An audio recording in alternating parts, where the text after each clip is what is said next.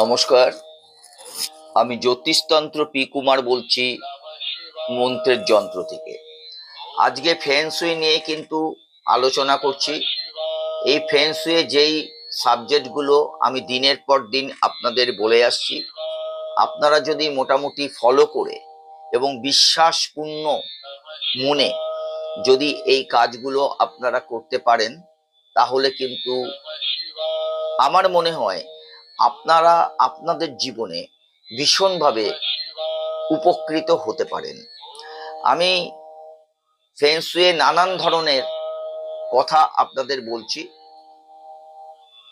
আপনারা করে দেখুন, বা যারা করেছেন তাদের আপনারা জিজ্ঞাসা করতে পারেন, আর যারা করেননি তারা বিশ্বাসযোগ্যভাবে এই কাজগুলো করলে আপনারা ভীষণভাবে উপকৃত হতে পারেন।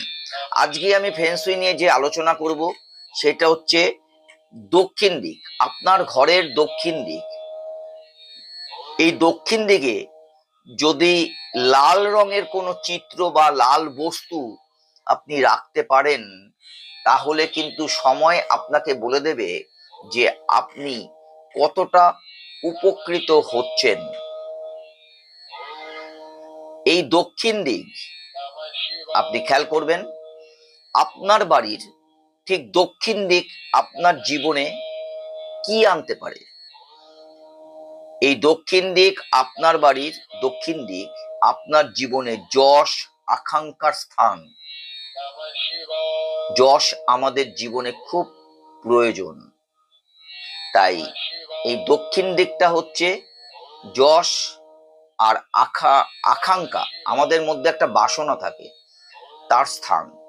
যেহেতু এই স্থান অগ্নি উপাদানে প্রভাবিত, আমাদের দক্ষিণ দিক হচ্ছে অগ্নি উপাদানের প্রভাবিত, তাই এখানে কোনো লাল রঙের ছবি, অনেক লাল রঙের ছবি, সেটা ফুল হতে পারে, সেটা কোনো মহিষীর ছবি হতে পারে, সেটা একটা সুন্দর মন্দির হতে পারে, লাল জাতীয় কোনো ছবি আপনি যদি রাখেন,